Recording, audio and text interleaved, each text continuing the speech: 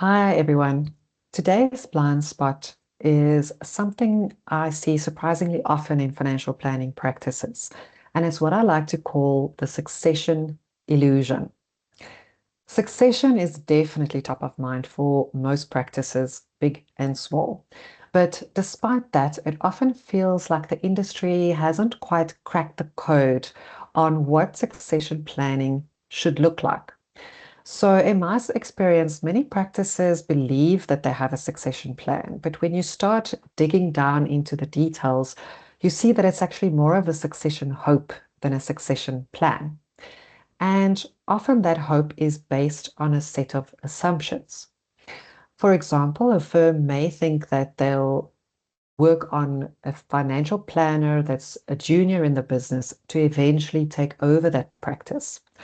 Or there may be some general conversations happening about eventually selling the business, but there's seldom a strong structure behind that and any clear, defined sort of solution that's documented.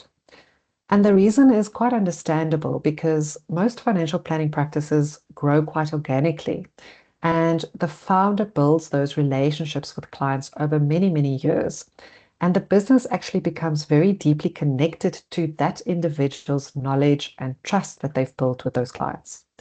And because things work very well day to day, even if the team grows, the need to formally structure that succession often gets pushed to the wayside.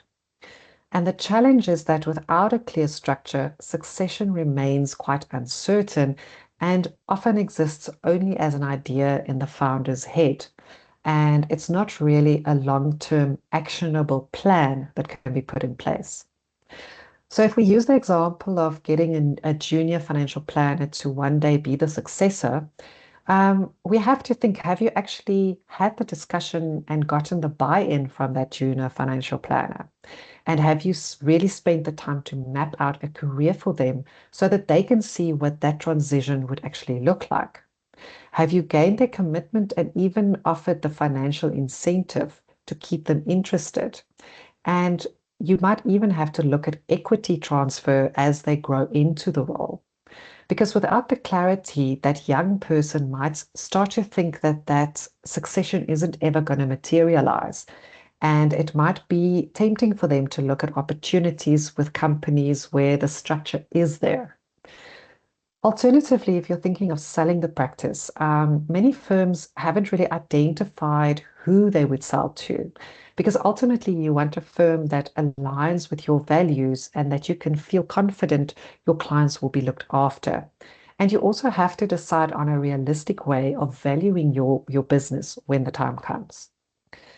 So when succession is left unclear or pushed to the side, time starts running out, and the result is often that you end up in a reactive situation where you kind of have to make it happen on the fly or kind of when you get to that point in time. And you might realize that the client relationships aren't really that transferable, or the equity structure hasn't been put in place. And key processes may actually just live in your staff's memory instead of being properly documented. And it means that when the time comes for the transition, what was supposed to be a plan is actually just one big assumption.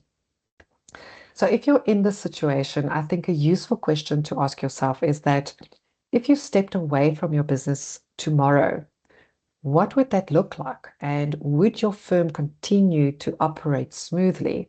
Or would it struggle because too much of it depends on who you are as a person? A real succession plan is also not something you can leave until you're ready to retire. It's something you have to build in long before the day actually arrives.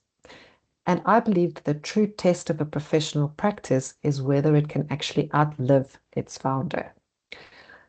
One of the interesting things also about succession is that it really starts with a very big strategic decision. It usually starts with smaller structural conversations about how the business actually works. And those conversations are often then where the real planning can begin.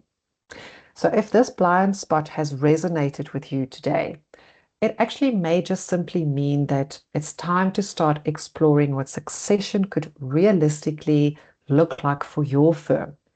And it's time to start getting something down on paper. Thank you, everyone. And I look forward to seeing you all again in the next segment for propulsion.